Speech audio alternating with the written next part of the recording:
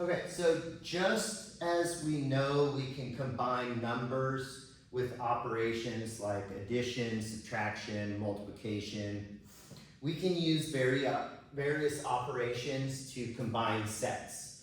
So in this lecture, we're going to look at sections 1.5 and 1.6, and we're going to construct new sets using unions, intersections, differences, and complements.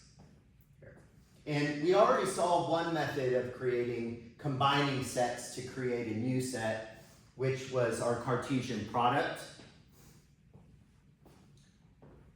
So let's look at the following, and I'm just going to put all of them out there at once. So we're going to start off with two arbitrary sets, A and B. Then the union of A and B is the set, and we denote it as follows here, and our LaTeX code for this is \cut here, and it's the set of all x's such that x is either in A or B.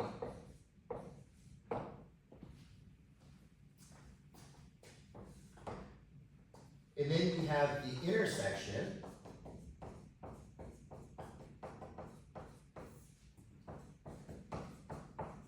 of A and B, and this is the set,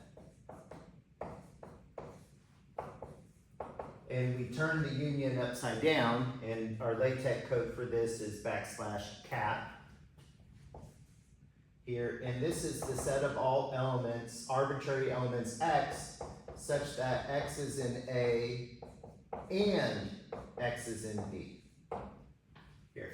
So notice that our union is an OR statement, and our intersection is an AND statement.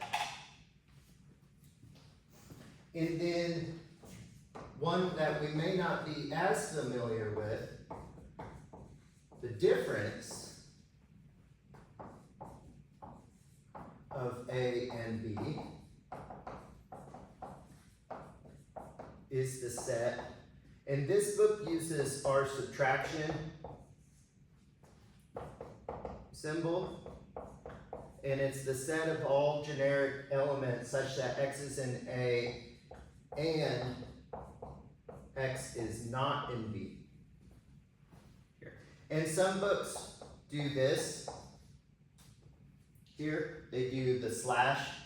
So this is the difference of A and B, or if we want to think of it as subtracting. So what I'm doing is I'm taking all of the elements of A, but I'm removing the ones that overlap with B.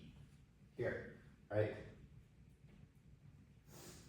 And then to work with and you can see many examples in section 1.5, creating unions, intersections, and differences of sets if you need a brief refresher on working with these operations. To deal with complements, we need a new idea of this larger set. And this is what we call a universal set. So kind of to give a little motivation for this, let's consider the following set.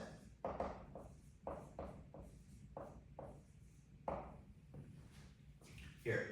So we have the set of elements 2 times n, where n is an integer. So if we wanted to list some elements, just kind of see what this looks like. Of course, this is an infinite set because integers are infinite.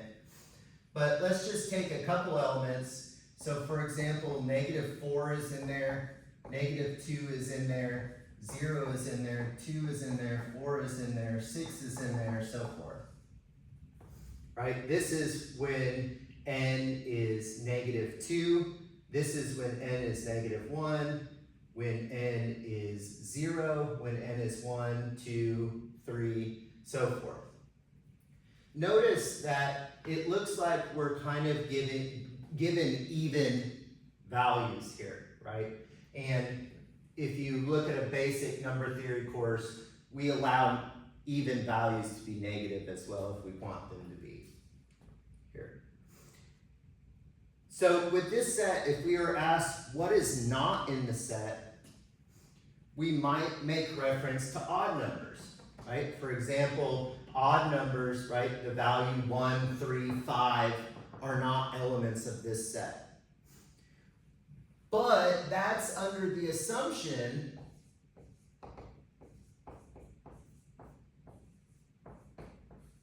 if we think of this as a subset of Z.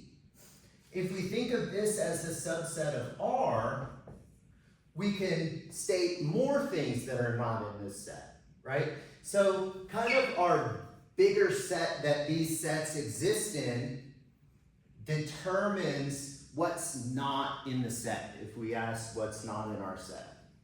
So let's start with this example, this definition. So let A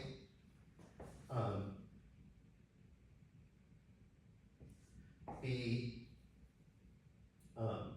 a set with universal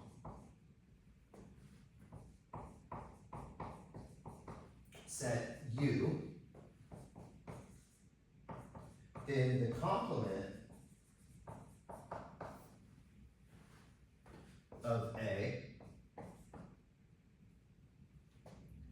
is the set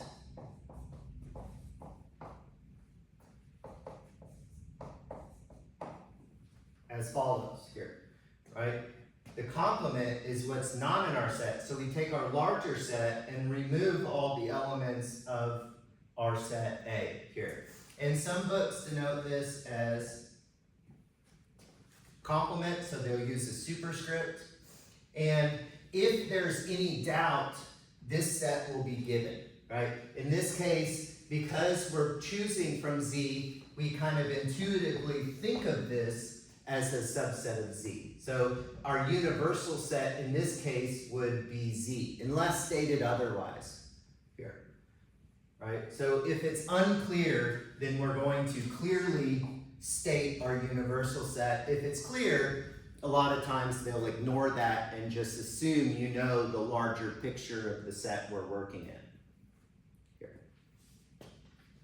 Okay, so you can read this section and refresh yourself if you've forgotten some things about complements.